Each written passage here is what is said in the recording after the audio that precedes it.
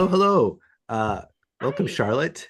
Thanks for coming over and connecting with me to talk about all these wonderful things about all your creative things you've been doing.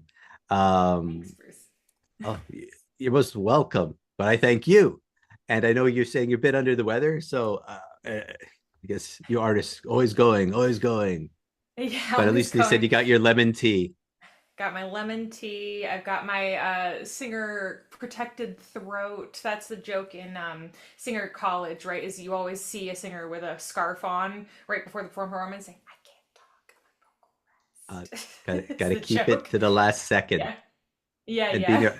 being a horror fiction person, I always say, you know, those old stories about the person always has the thing around their neck, and when you take it off, their head falls off. So I guess Yes, that's yes. not it. Okay, but It might be, yes, it might secretly be a doll. Oh, you don't know. Yeah. you never know. Yeah. Well, you're many things. I mean, one of the reasons I know you is I found you on Fiverr where you had your gigs listed, but I thought yours was Mm. very, very interesting because you are a singer. You play the piano, you play the violin, and you're an actor. You probably some other things too. Like you got a lot of different talents.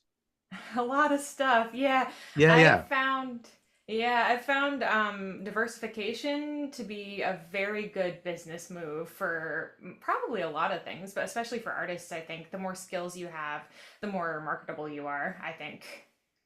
Well, it makes sense, but not everyone has all those skills. Some people are good at one thing, but it sounds like, well, I can ask if you maybe you can tell us a little bit more about yourself, about how you got into all these different uh talent. Well, I guess are they talents, skills? How do you look upon these things? I'd say a little bit of both.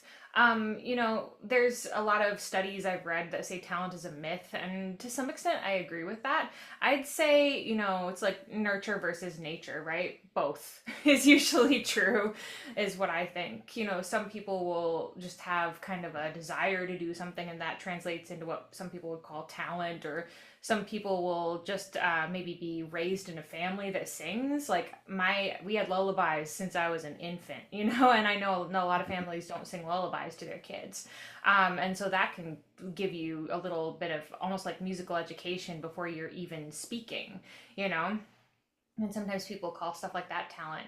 I'd probably say it's a little bit of both. And what is it? There's what's his name? Michael Phelps of it all. Yeah.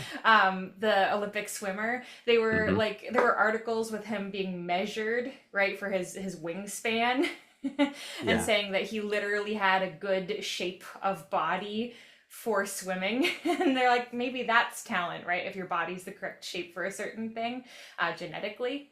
For me, I started on violin. I mean, I had done singing when I was a kid, like in kids choirs or whatever. Started with violin though, more formally, and it turns out I do not have the correct body shape for violin. There My is a neck body is shape for too violin. long.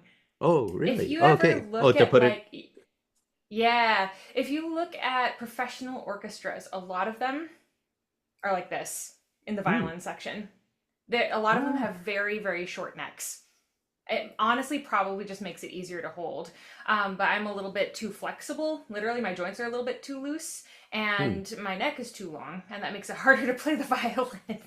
So I ended up injuring myself in college on that and switching to voice halfway through, which luckily I had that to fall back on. So I did that. And then after I got out of college and started doing teaching and started doing some auditions for like shows and stuff, I figured it'd be a good idea to add in some acting classes and get that a little bit more brushed up. And piano was somewhere in between violin and singing. If you go to music teacher college, it's heavily encouraged to get at least a little bit of piano skill in there if you can. So that's been an ongoing project for me. Well, again, and I'll put a link to the project we worked on that you did for me, that whole Awesome. Matroshka project. But it's interesting too, because the acting, I always wondered about, you know, vocalists and singing, Mm. because it's interesting. Some people, which I found odd when I would talk to them, they go, I don't want to have any details. I'll sing it the way I want. They're going, oh, is there a character though? Do you get into like a mindset for singing a particular song? or it's just no, I'll just do it in my own style. But I always wonder because different songs have different emotional feels, or it feels like it could be a completely different person singing it, even if it's the same person, Mm. because they're in a different mindset, which made me think of acting. But I just was going to ask, since you went into voice and then you started doing acting, if they all tie together somehow, and even the musical instruments, if there's some overlaps. Yeah. I've definitely seen that in a lot of different ways, actually. And even when I was doing more classroom teaching, which I did for a little while, they talk about teachers are actors, right? Um, Public speakers are actors. Any artist really is an actor to some extent, unless they're, I don't know, maybe Jim Carrey's not. There's like some Yeah. actors, you look at them and you're like, I bet you're the same. Or Adam Sandler, right? You look at him and you're like, I feel like you're acting as you, but in a different movie. Not that that's bad. It's just Mm-hmm. he looks like the type of person you'd meet him on the street and he still acts the same way.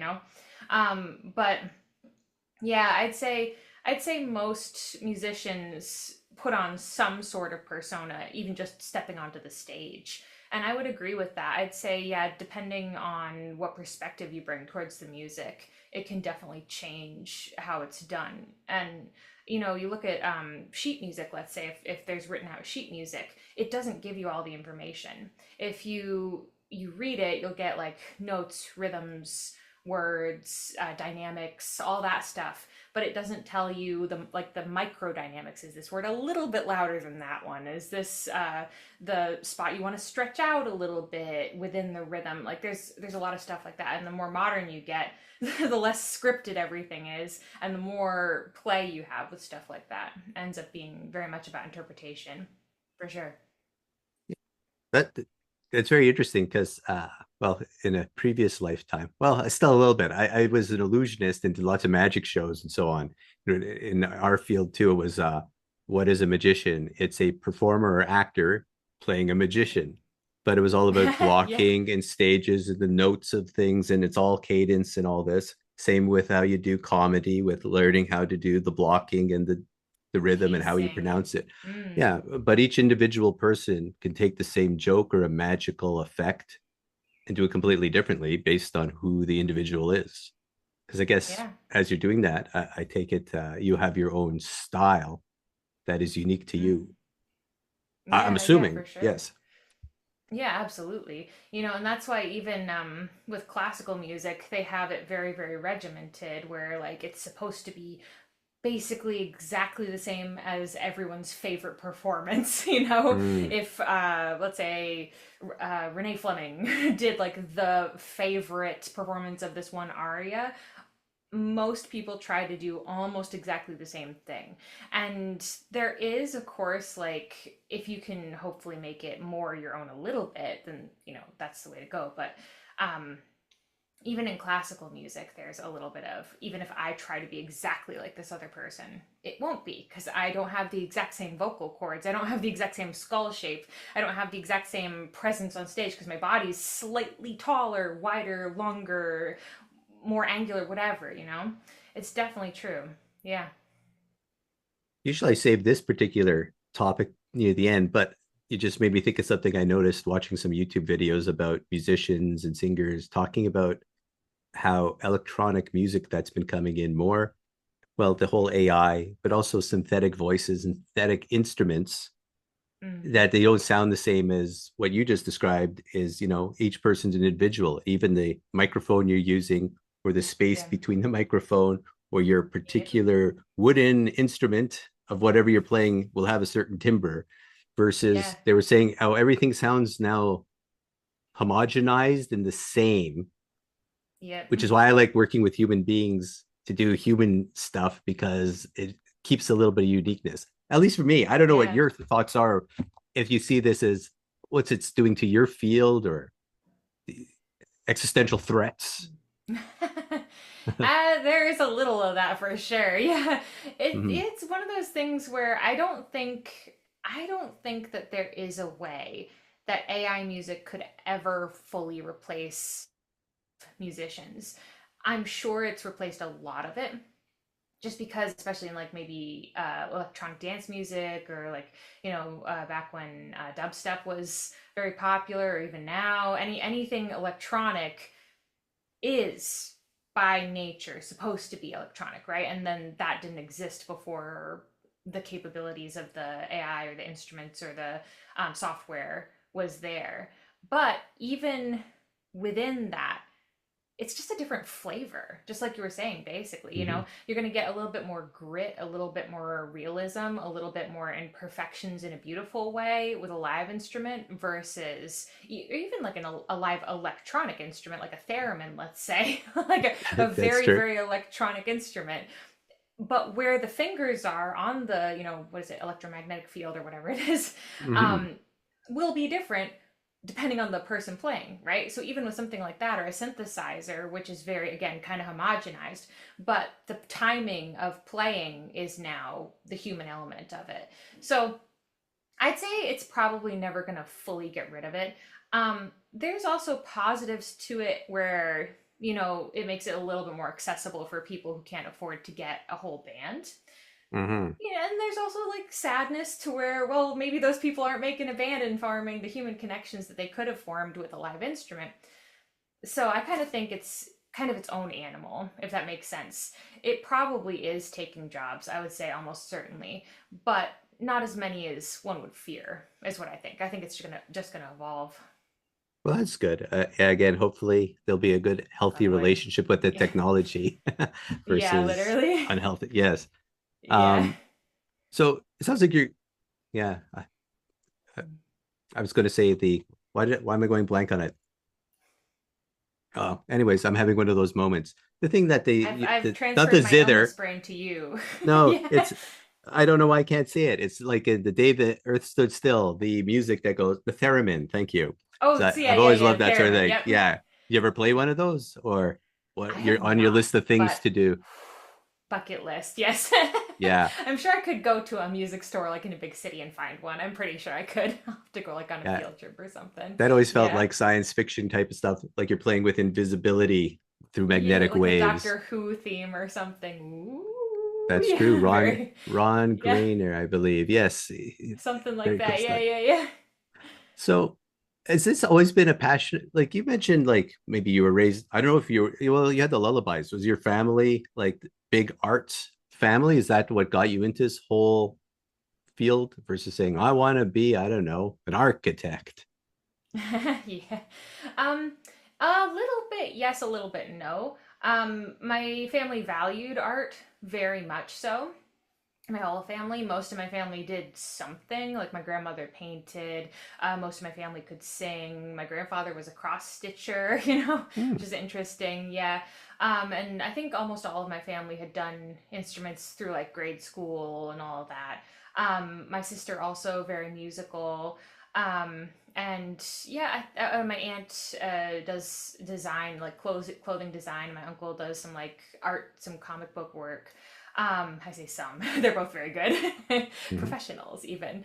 But so I was grown up in a family that valued art a lot, but it was not necessarily encouraged as a career. I was pointed more towards the education route, which is kind of where I'm saying like I did a lot of classroom work. And it's not like I don't like that. Personally, I found one-on-one lessons a little bit more rewarding. And it was just a little bit easier to help, if one person sitting in front of me uh, get everything they need to them instead of like trying to get everyone sort of the median of what they need, which, there's also some great things about teaching classroom music too. But I've always wanted to be like a singer songwriter ever since like middle school, if not beforehand. And I had played a little bit with going towards maybe musical theater. I had played a little bit with going towards possibly just acting, or I had thought briefly about doing maybe like a classical singing. But what fits me the best, I think, is I love doing private lessons. I love doing singer songwriter, sort of almost like a halfway between community and performance situation, I think. So. Two things pop into my mind, but the first one I'll ask is you said, like, as at an early age, you wanted to do that. did something happen? Like you saw a particular performance, or you listened to somebody, or like was there something like, wow, that's cool. This is what I got to do. Thinking back, there were probably a couple bands I really liked. I'm trying to remember exactly which ones they were. It was middle school. I'm 35. So this is like, oh, more than 20 years ago. I'm trying to remember exactly which bands they were. I was really into folk music for a while Hmm. there. So that was part of it. I and it's funny too. I was just going through my that little box right there is a box of CDs that I Oh had yeah. found from like when I was, a kid through now. I'm trying to like go through them and see what I've got more than one box. So I know I was definitely listening to like John Denver. Um, who else? Nora Jones. Oh, good old Um, yeah. I love Nora Jones, so great. Mhm. More recently, well, maybe like high school into college was like Regina Spektor and people like that.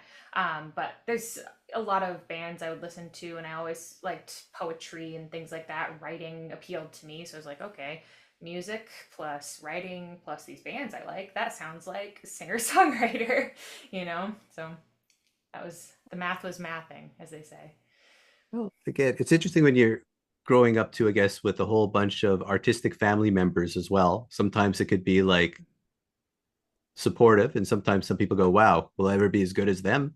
And it's difficult to kind of say, oh, maybe I'll have to do, I don't know, accounting. But it sounded like, well, tell me if I'm wrong. You just went with it, and it was, well, no one ever goes smoothly, I think, but it was like, yeah, and it just kept going. You didn't hit any kind of like periods like the creativity blanks, or I don't know, even I don't know if you had to do competition type stuff or things like that, or I don't know what your world was like pursuing this particular pathway. Mm. Um, it was in some ways kind of just going for it, as you said, and in some ways there were some struggles, of course. I think for me the biggest thing was going from because I there's that cold trying to get a little No phlegm in there. worries. One moment, got the lemon tea. Well, your vocalists got to look after your voices. It's Literally, important. right? Mm-hmm. Yeah. Yes, indeed. Um, so in some ways it was coming from like classical music background, very much like regimented, like competitions. I didn't necessarily do any like concerto competitions or anything like that, but like auditioning. I had done like the all state in high school, that sort of thing. So you compete to get into the group. It's like an auditioned group, that sort of thing. Um, then when I was going through like some musical theater stuff, a lot of auditions, and there's finding that balance between audition rejection. I think Mm-hmm. every musician, at least an actor for sure, too, goes through a lot of audition rejection sort of stuff. And yeah, that I think might have been where the struggle was, and I got a lot better at stuff like that. About like don't think about the audition, don't think about rejection, think about the craft, and that's how you do well, and that's how you get the roles. And if you don't get it, it doesn't necessarily mean you didn't do well. But even with that, it was going from very regimented, lots of expectation, to more singer songwriter where it's very freeform. You know, I decide, what type of music, what the songs are, what the topics of the songs are. I recently found a guitarist I would like to work with as far as like a couple of my songs go, and I picked him. It totally the opposite, and I find that a lot kinder in my own way. There's a lot of classical situations that are like community choirs where I've even seen like no audition, right? Anyone can come in, no barriers to community and creativity. And then you get into the professional world, and there's some tension, I think, between the creativity and the elitism in a way. And it's not that creative elitism is necessarily always bad. It's nice to have very polished works. I think the musical theater experiences I had with that were a lot more um, just kind about it, whereas the classical music could be very, well, this measure this and this, no emotions, but not necessarily in a welcoming way, right? It's So it's more interesting. like, well, being a, I'm a professor at a university, so I know like the academic world, but it sounds like you're describing at least the classical training sounds much more science In a based way. exactitude Yeah, versus yeah. some of the singers you're saying you describe. I don't know how you describe them. I know they're not jazz per se, but they always felt jazzy to me Nora in terms Jones of for like sure, jazz. Somewhere exactly. between And blues, jazz, something like that. Yeah. yeah, which is I guess supposed to be. You could tell me wrong. I'm not as musically knowledgeable as you, but I always thought jazz was the kind of it's the spirit was you're supposed to kind of be creative. You're not supposed to stay in the lines. You're supposed to kind of go places. You have to step out a little bit to actually do it properly. Yeah, yeah, it's interesting. And even like just let's say playing on an instrument, classical versus let's say modern classical like movie scores or something like that, or classical music, or jazz or rock and roll or whatever. Classical and anything in that vein, literally you're told to be like on the front of the beat. Mm. Jazz, you're supposed to be closer to the back of the beat. Mm. Literally, you're supposed to play it differently and be a little bit more relaxed about it. And it doesn't sound right if you don't do it right, do it that way. Yeah, for sure. Yeah, there's a lot more room and it's and you are supposed to innovate in classical music, but I think it's a little bit more within the lines, I guess, is what Mm-hmm. I'd say. Mm. So you're enjoying the freedom, I guess, as you said, of moving towards doing your own thing. And Mm. Yeah. there was something interesting you said too, which was focus on the craft. That's how you get through all these like trials and tribulations. Could you explain more what you mean by that? Focusing on the Yeah. craft. Yeah, yeah, for sure. And one thing I found very helpful with that, this was from an acting coach actually. She talked about a lot about making the audition room your own. She encouraged us to ask for a chair or not ask for a chair or say, actually, could I stand for this? Take your shoes off, sit down, lean back, do something that makes you feel like this little spot in front of the camera is your own. And then you can be the character in your own way instead of trying to wrap yourself around the expectations of the other person in the room. At which point, you don't look like the character, you look like an actor trying to wrap yourself around the expectations of the other person in the room. There's like a lot of nonverbal language that changes the second you relax. Yeah, so focusing on the craft, especially like in an improvisation, performance, audition, doing it, writing, anything where you might feel expectations and pressure, even in like a more regimented setting, the best thing you can do, I think, is just to forget everything else. Harder to do than to Yeah. say, of course. But as much as you can, remember it's not that deep. It's that deep, but it's not that deep. They're watching me, they're grading me, they might listen to my music later, they might watch my show later and judge me or not. But right now, none of that exists. I just have to sing. I just have to breathe. Very most basic thing. I need to breathe, I need to stand. My shoulders are like this, so I can't make sound because I'm too tight. All I have to do is relax my shoulders. Easy, you know? It's like a lot of things we do in psychotherapy. Well, I'm a psychiatrist, so I mean, it's more about being in the now, being in the moment. Yeah, yeah, You yeah. look too far to the Mm, future, get anxious. Look too far to the past, you get depressed. It's like, how do I bring myself into echo. this moment? And as you were saying, like you're creating a mental Yeah, space. Like here I am, so now I feel comfortable because I have a space, as opposed to being anywhere but here. Because you yeah, can't control anything else. You can't control what they're going to think. But I guess as yeah, I think you're saying, if I'm going to do this, I'm going to do it my way yeah. and I'll be judged for I'm that marketing versus me. someone else who knows what they want. They said, okay, it might Yeah. have nothing to do with you. It's like we need someone who's 7 feet tall. You're not 7 feet tall, so it's just not going to work. Uh, Yep, yep.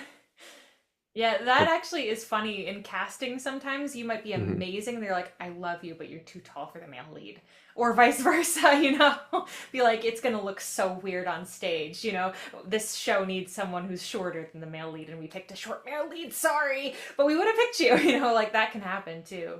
But at the Yeah, same time, like, you can't try to be short or try to be that's tall or whatever. Yeah. well, some people do, and then they end up in a lot of trouble and Yeah. probably ill. But it also Yeah. speaks to again the having a good visionary, I guess, director or casting person goes, hey, we didn't think about having a 7 foot tall person. It might look very strange, but hey, that's the unique jazz thing we're Yeah. going to be adding to this. Yeah. Who Yeah. knows? Yeah. Yeah. Yeah, because I guess it also gets back to who you I said you can be you, but you can't control other people. But I suppose too on your career, and as you've been going forward, did you run into like mentors and anti-mentors? I mean, like there's people like there's ones who yeah will support you, and there's people who will teach you. I'll never be like that. So Mm, I will learn yes.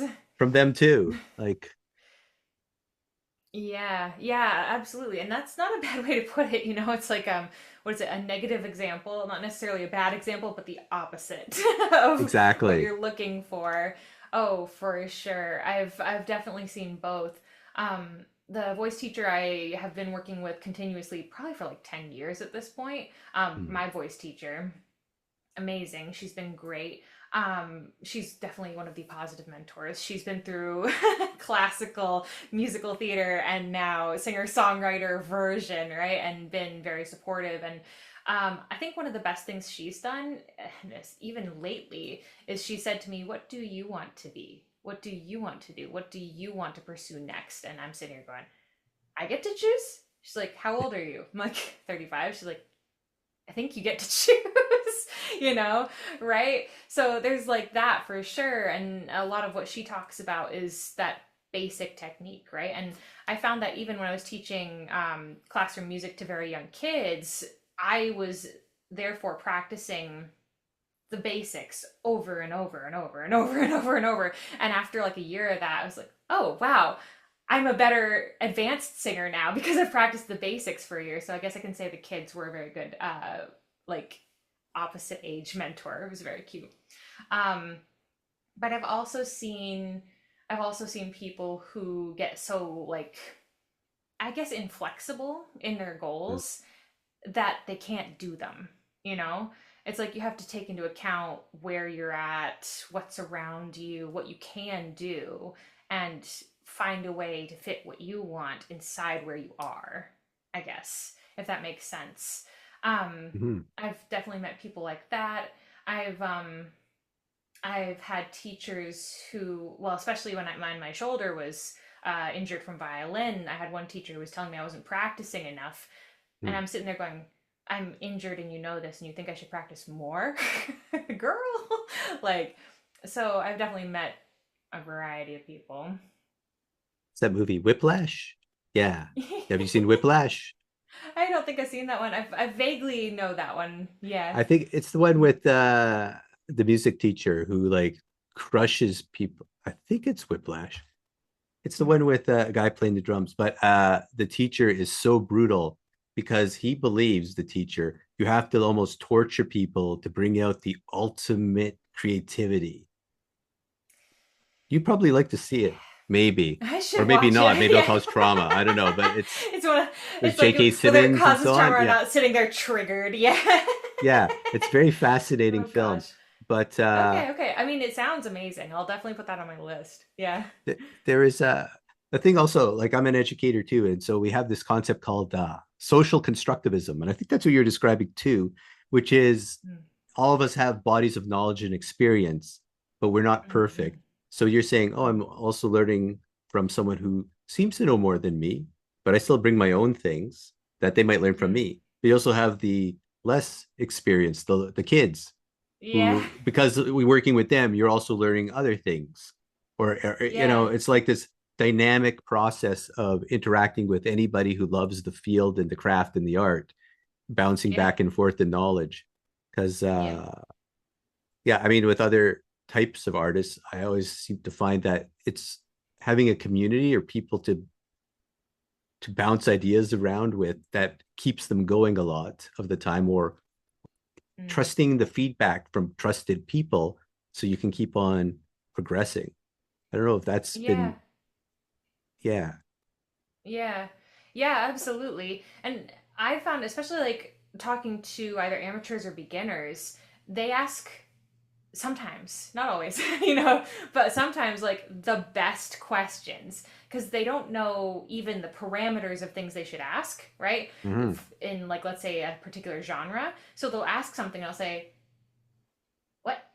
Have to ask them again, what did you just ask me? And I'll have to think about something from a totally different perspective because they don't have the training. They're thinking about it from just a different vantage point than from these are the rules, this is the training.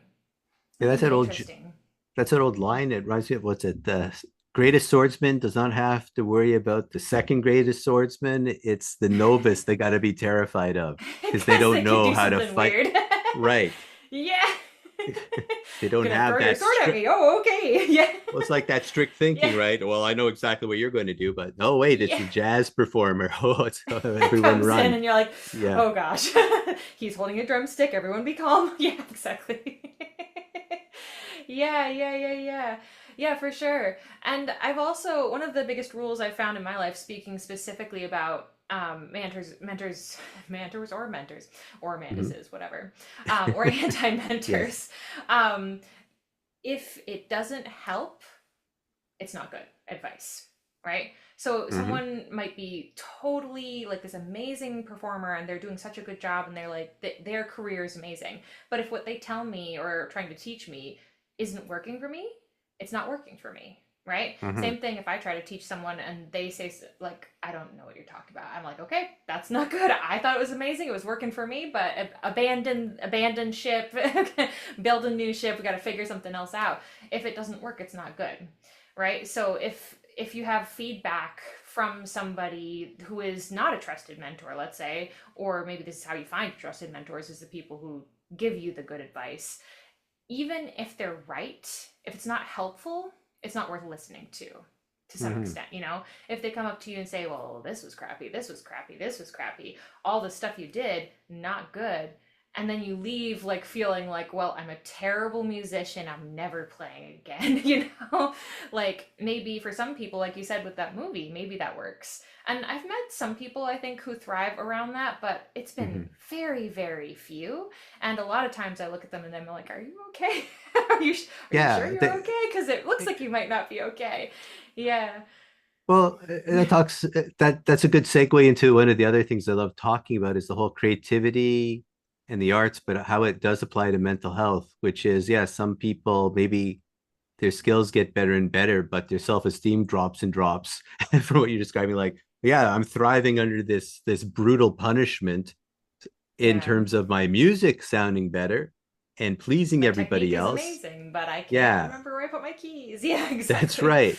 Like, Yeah. I don't know if you've encountered any of that along the way or people, or again, with this topic, it's sometimes, it's a sensitive one. So it's whatever you want to talk about as light or not at all, whatever you like, in terms of if you have any comments on mental health aspects, like, even just playing music or doing this stuff too. Hey, this makes me feel great.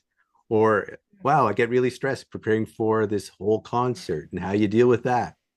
Ooh. Oh, yeah, yeah, yeah. Mm. Mm-hmm. Yeah, I mean, speaking of movies, this reminds me of Black Swan. If Oh, you've that's seen that one, many that's times, many times. definitely example of someone who's getting better and better and not okay. Yeah. Hmm. Warning to any viewers, that is a that's quite a movie. So definitely be in a good mental state before before you're watching that one. Um, but yeah, it's interesting. And my teacher specifically has said that she's worked with a lot of people who were in where I was coming from. Either they were in classical music world, or if they were coming out of it, or they were thinking of getting into it. And a lot of them ended up with similar issues of Hmm. like self-esteem, confidence, believing in their own like abilities as a musician, as an artist, as a performer, whatever. And she was saying that she specifically likes to work with that sort of thing too. So definitely a lot of mental health background in my whole music background for sure. But yeah, no, especially I think the more regimented the art is. I know ballerinas. I had met a ballerina, or I guess he was an ex ballerina or male ballerina. I'm not sure exactly if there's a fancy term for that, but he was in one of the musicals that I was in, and he was talking about how he had, I don't know if he had OCD or if he just had a lot of perfectionism or something.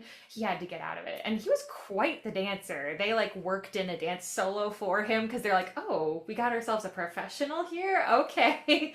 But he was in a professional troupe for a while and had to leave because the perfectionism, but his perfectionism was making him better at his craft, but at the same time it was making his mental health worse. So he had to leave and maybe do musicals or other things, something a little bit more freeform, so it wasn't a feedback loop for him.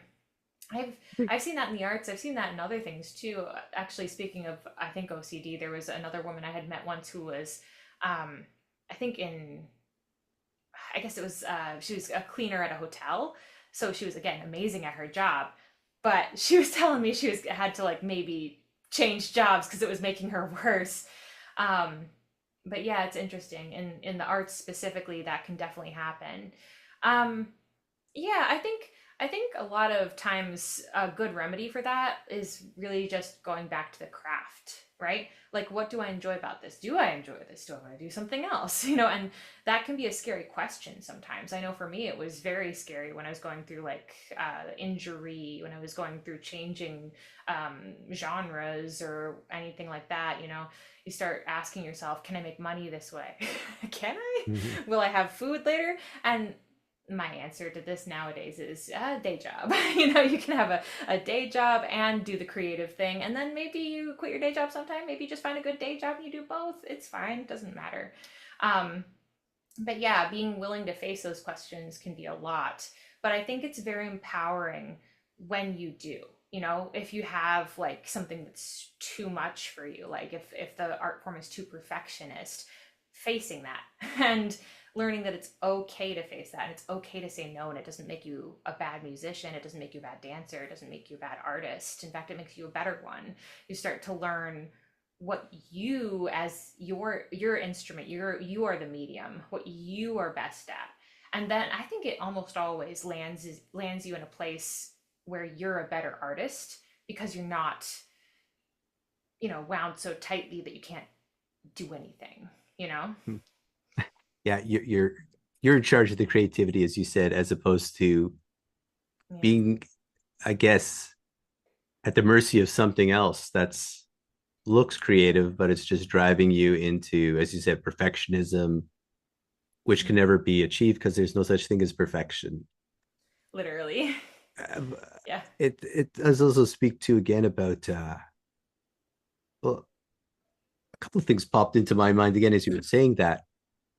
Uh, and I don't know. I deal with lots of veterans, police officers, EMS. I deal with PTSD and trauma all the time, but there's so much Mm. stigma in those fields about you cannot go for mental health treatment, even though everyone says you can.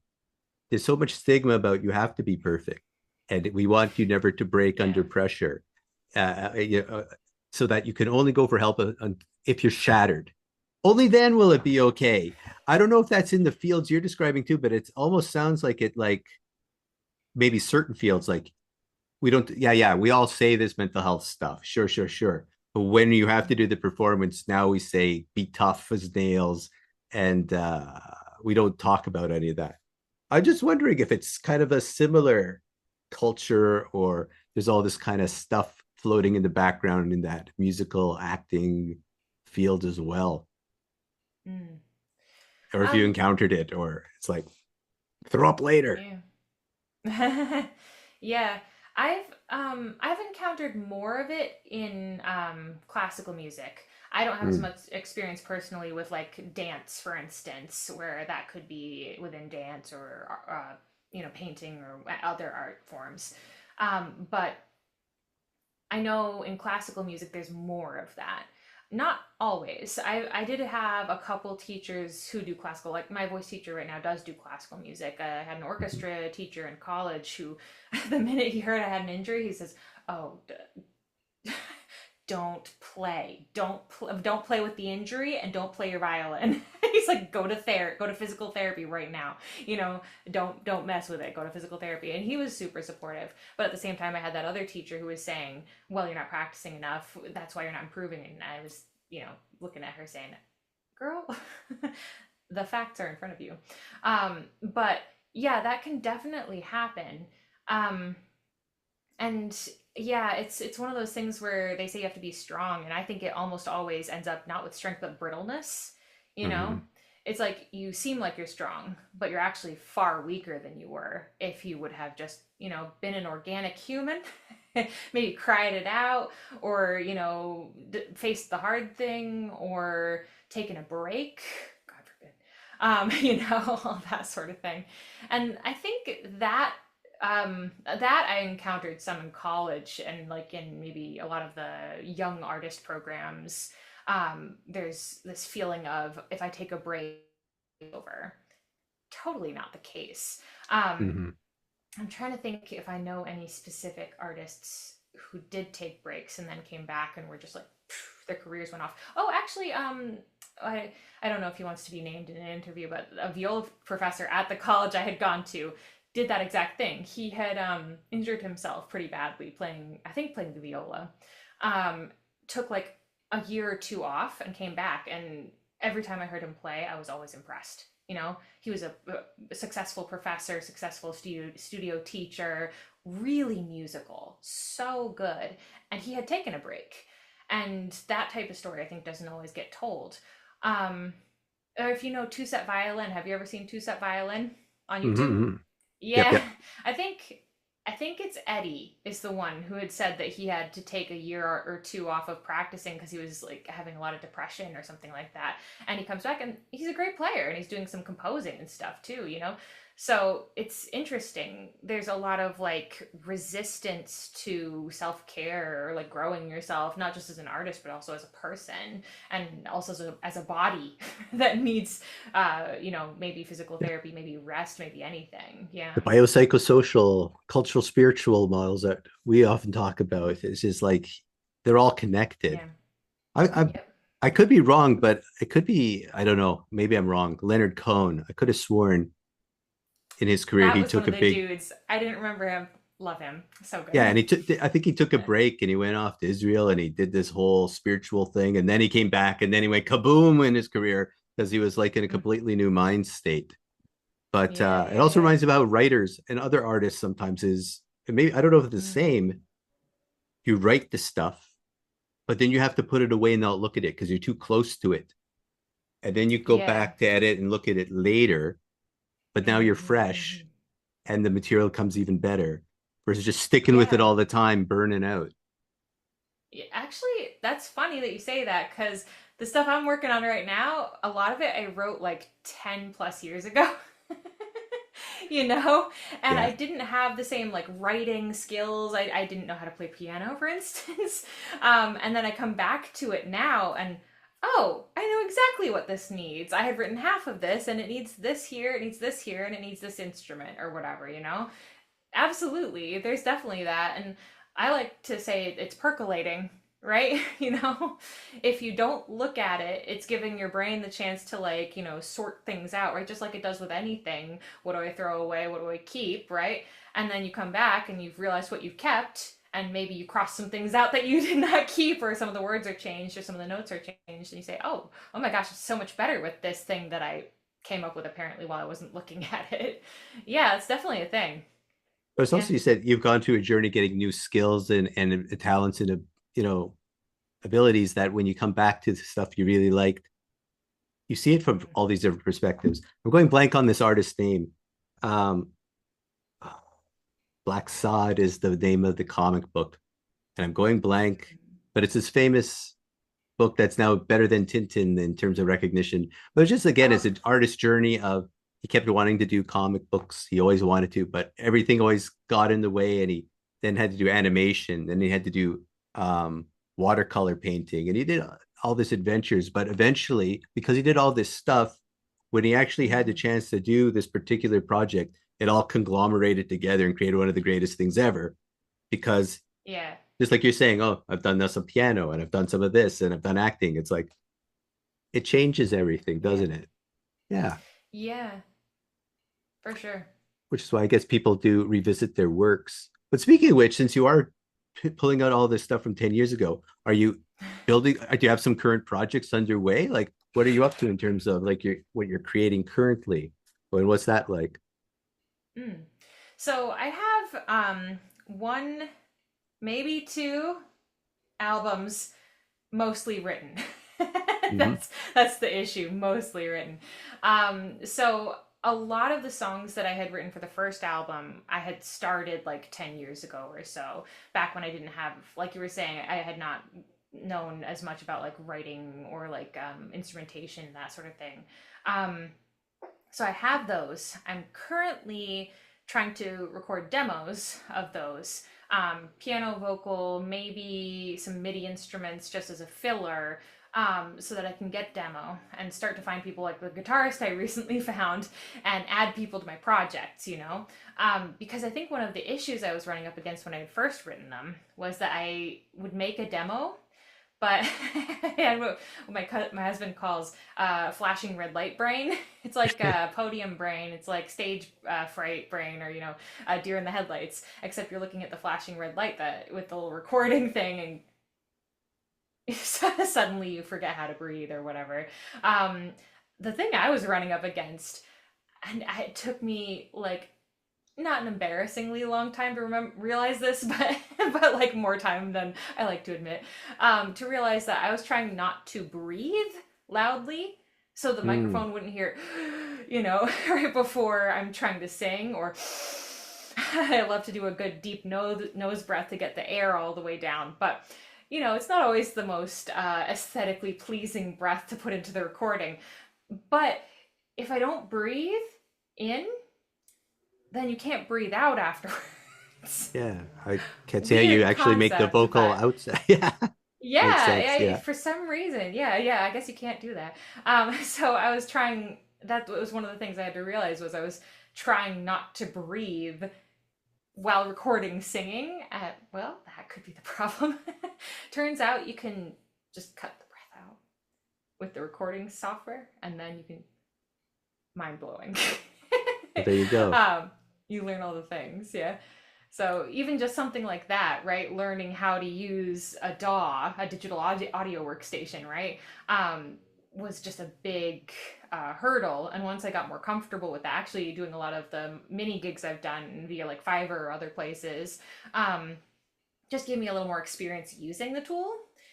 So that helped a lot. But also knowing that I could cut the sounds out if I had some extra sounds, and uh, speaking to what I had said a while back here, but a while back, um, just doing the craft, right? Not worrying about, am I going to accidentally make too big of a breath sound? Am I going to step and I picked the wrong slippers and it's going to make a click sound in the middle of the recording, or any of that stuff. Not worrying about that and just breathing and just singing or just playing, and then seeing what happens. And every time I've really fully committed and followed through, right, with just doing the craft and the microphone happens to be there, it sounded so much better. So that's been a lot of the journey of taking it from 10 years ago where I was thinking, okay, I want this recording to sound good, versus now coming at it more, I am singing, and we'll see Right. what happens on the other side of It's it. almost like, as you were saying, you were battling with the perfectionism of making it. Yep. Yeah. And Might be it's something, speaking from experience. yeah, but also that's a lot of, I was talking to another person on one of these episodes about a book called The Artist's Way by Julie Cameron. Don't know if you ever heard of that. It does sound familiar. Yeah, Yeah. yeah, yeah. But the process there, which I do think she has all these exercises to help you be more creative. But she always said, like, first you think, then you create, and then you edit later. But you have to let the Mm. thoughts come out, sorry, and become physical reality. and don't let the editing come in yet, which is kind of like you're describing too. Is I'm going to Yeah. stop my breathing. It's almost like I'm editing my sounds before I let it even come out raw. Like, let me just Yeah. sing it raw. Doesn't matter what it sounds like yet. I'm just getting used to Yeah. doing it. I'll listen and I'll edit later. But that sounds like Yeah. that's the kind of process you're describing is gotta not Yep. worry about it. I'll edit with software after. Doesn't matter. Yep. Just get it out. And yeah, because Yeah. that's what I do think, as you said, like perfectionism is the enemy of creativity, but worrying about 100%. it's, yeah, versus creativity is just creating. Could be all nice and messy. Yep. and Yep. Yeah. and Perfection is the enemy of great. Yeah. that's Literally. true. Hmm. Yeah. So it sounds like though that again, back to technology, it is a good thing when used for the purposes of honing the human element. I Yeah. guess we It's also a have like tool, right? these things too. They block out all the weird sounds. I have no idea why I use it. It's not like I'm singing, but hey, guess it looks good on this thing. It But makes those, right? Yeah. box Yeah. Yeah. sounds, yes. Yeah. But Yeah. It yeah. totally erases my beatboxing creativity. Ugh. I have to get rid of it. Yeah. So with these demos too, I was just wondering, do you have like in case there's anything you wanted to share as part of this? And I'm happy to like put some incorporated any particular titles or themes or what is the music you're singing about anyways? Like what is this album all Mm, about? mm. Yeah, so I mean, speaking of mental health, this is kind of when you had asked about this, I was like, oh, ha ha ha, I have an album for you. Um, I I came at this album, I think mostly I was just trying to get out a lot of my own stuff, right? And the stuff I've written about, it's part, my experience, part experiences of people I've watched, and part storytelling. There's like a mix of all of it. Um, some of it's probably autobiographical, some of it's probably biographical, and some of it's like an amalgamation and maybe a wider scope, trying to think of like a more of a wide scope on humanity, I guess. Um, but the first album for sure deals with a lot of, um, depression, anxiety.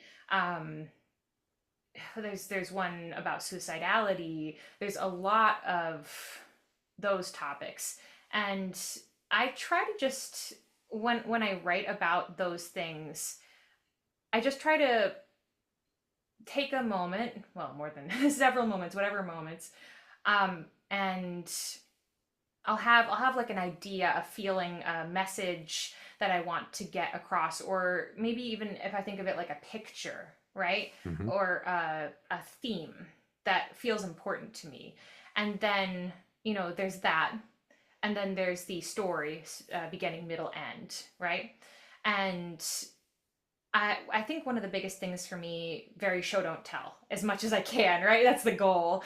I try not to explicitly state things, but rather, um, it's hard for me to say. I don't know if I always like really explain this to myself or other people.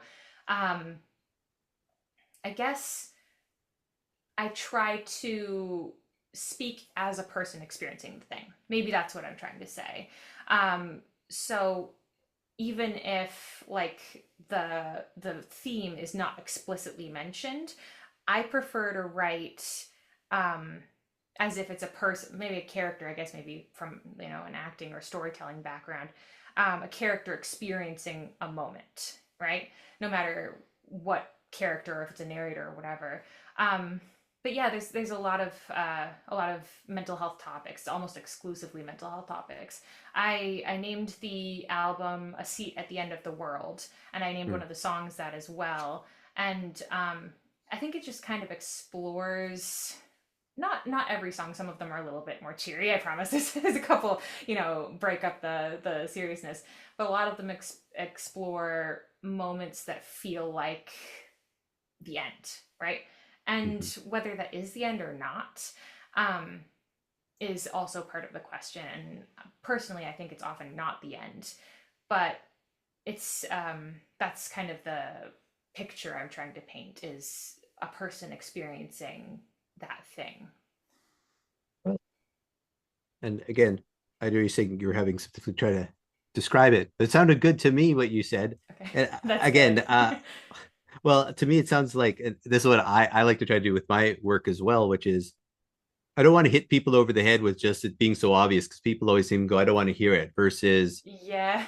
it's more an experience, a lived Hmm. experience, or at least an emulation of it, so you can empathize, not sympathize, Yeah. but kind of start. Oh, that's the point of view that you're in. That's your mindset. Whoa, now I get why Mm. it you might be acting a certain way or behaving a certain way because you are looking at the world and feeling the world as this way. Hmm. So it's an Hmm. interactive kind of empathizing simulation almost, but you're doing it through music and the story Yeah. with a person. Yeah. Um, Again, that's why again you could read about it in a textbook or you can watch it in a movie, in a story, or in a song. But I do think Yeah. people absorb it better through the arts than Yeah. just pure straight education. Like here's the 9 criteria for major depressive episode. Yeah. No, Or it's statistics or whatever. It's like, I can understand this many people get depressed over their lifetime, but what does that mean? Yeah, exactly. yeah, Yeah, where's the yeah. human element? How are you going to like make it hit me to kind of go, oh, Mm. I Yeah, yeah, yeah, yeah. I have to say, like, some of my favorite examples of like that sort of thing, of something that I would like to write. Knock on wood, hopefully I get close. Um, what is it? Radiohead. yeah, yeah. I think it might have been music for the end of a film or something, or exit music or something like that. One of those songs. It was one of those ones where I think, as if he is a parent or a mother or maybe an older sibling or something of a family who are running away from someone scary who's about to come home, right? Hmm, hmm. Oof. And he doesn't say anything about the person who's about to come home. He doesn't say anything about like everything that's happened prior to this moment. But with the music and with the words he does say, the words he does say are what you would expect someone in that situation to say. And it's almost like writing a scene. I'm trying to think of another one that's similar, even maybe movie wise, where oh well, what's the famous example? The one story, the shortest, saddest story ever written. With the You baby know that one? shoes. Yeah, Yeah. right? The baby shoes one. And it has nothing to do with the actual story. The words Hmm. don't, kind of, but they have enough to do with the story to where you understand things that came to that moment, For and the then you viewers, know I what's think it happening was after. I think it's Mark Twain. Was it Mark Twain? I don't know. I mean, I can't. Yeah, it's um, like baby shoes for baby sale, five shoes cents. never worn. Yeah, never worn Yeah, yeah. for sale. Famous story. I can't remember the author Yeah, I'll have to look it personally. up. Yeah, But yeah. yeah. Yeah, so something like that.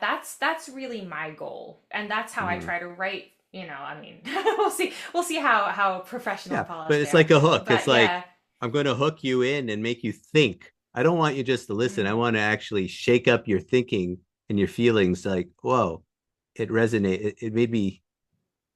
It did something. It impacted.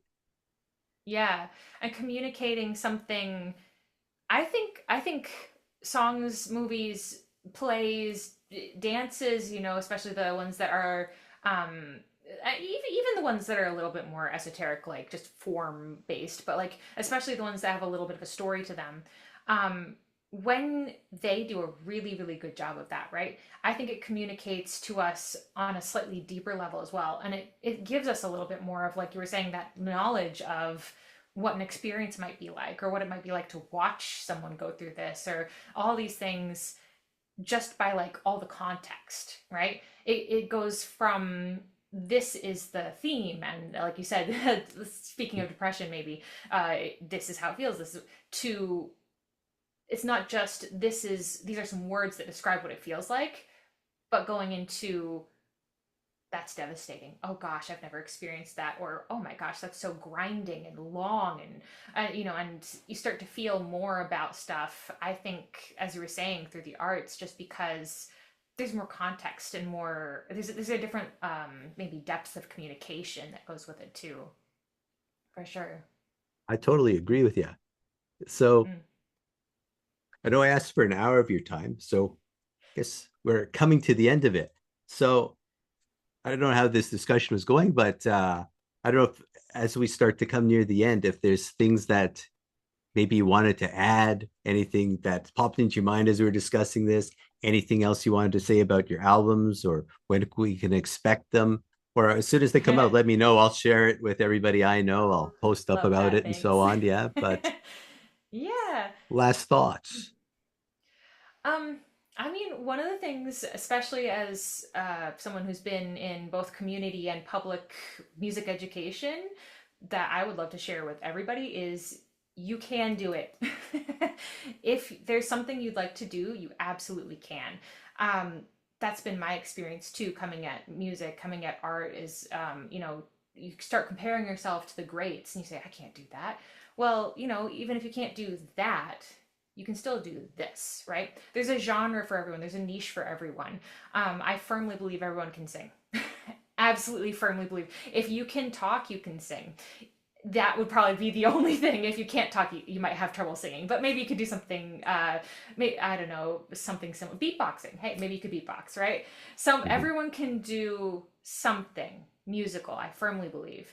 And, if that's not your thing, everyone can do something artistic. Everyone can do something dancing. Everyone, absolutely everyone can. If you want to, you should.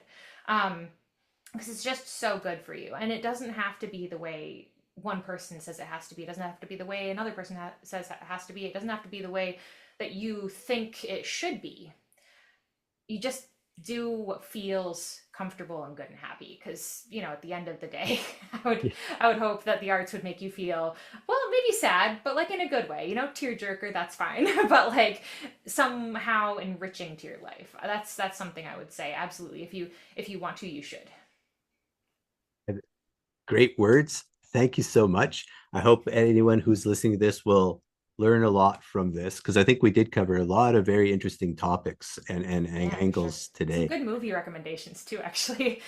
Yes, I'll Yeah. have to go watch a few after. Whiplash Um, is on my list. Yeah. yeah, watch out. It also has well, it's not as what was the one that you said to watch out? Oh yeah, it's not Oh, as Black as Swan. psychologically blasting as Black Swan, but it's That up one's there. good, It's but up there. definitely buyer Yeah. beware. Yeah. Yes. Yeah. You have to be in the right mood for that one. Yeah. Okay. Well, Yeah. Charlotte, thanks very much. And Thank you. keep in touch. Let us know when these albums are coming out or any other cool artistic activities that you think the community would love to know. Well, for sure. Thank you. And I'll keep an eye on all of the stuff you're doing because it's very exciting, very fun. I've loved everything I've seen so far. It's been awesome. Well, thank you. All right. Well, have a Yeah. good evening. Thank you. You too. Bye.